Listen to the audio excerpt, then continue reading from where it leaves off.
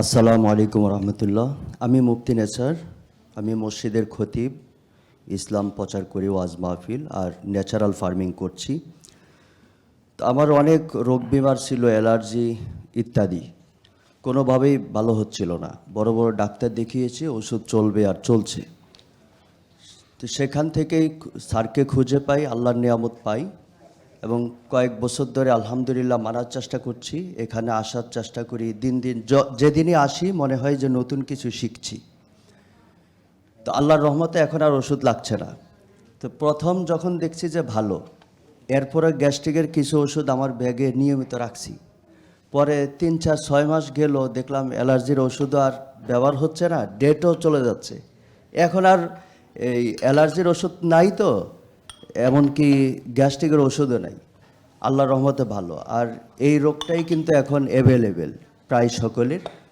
তো স্যার যেগুলো বলছেন কোরআন হাদিসের কথা, এগুলো আমাদের মানতে হবে।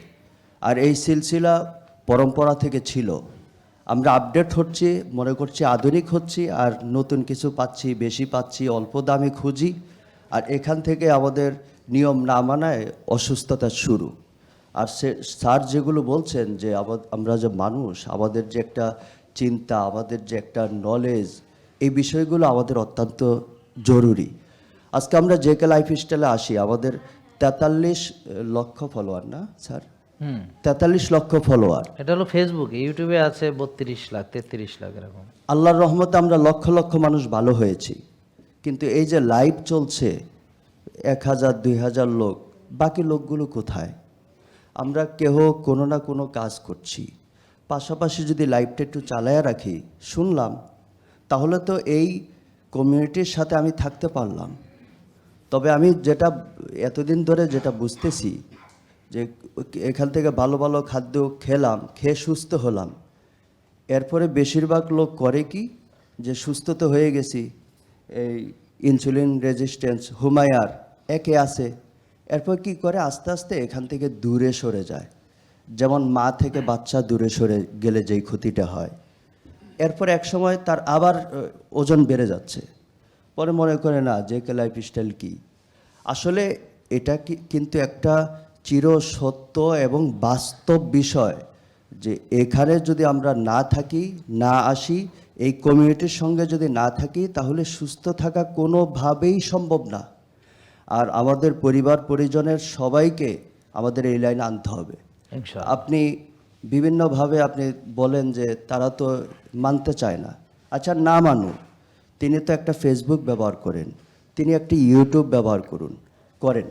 তিনি যদি স্যারকে ফলো করতে না পারে, আপনি তার ওই ফেসবুকে ফলো করে দেন, ইউটিউব চ্যানেলে সাবস্ক্রাইব করে দেন। সে দেখতে না চাইলেও তার সামনে কিন্তু ভিডিওটা কম বেশ যাবে। আজকে 2 মিনিট দেখলো, কালকে 3 মিনিট দেখলো।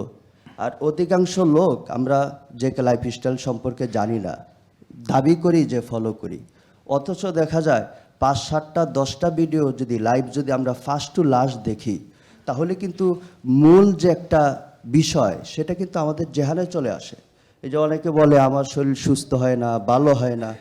আমরা তো ব্যায়াম করি না, ভারী জিনিস নিয়ে শরীর আমরা এই মাসেল বিল্ড করি না, এবং আমরা যা খাই তা বার্ন করি না, তাহলে সুস্থ কিভাবে থাকব? আমরা রাত্র জাগি, তাহলে সুস্থ কিভাবে থাকব?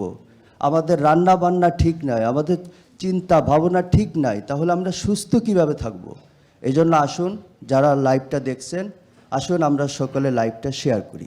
Thank you. এবং এই শিক্ষাটা আমরা পুরা পৃথিবীতে ছড়িয়ে দিই।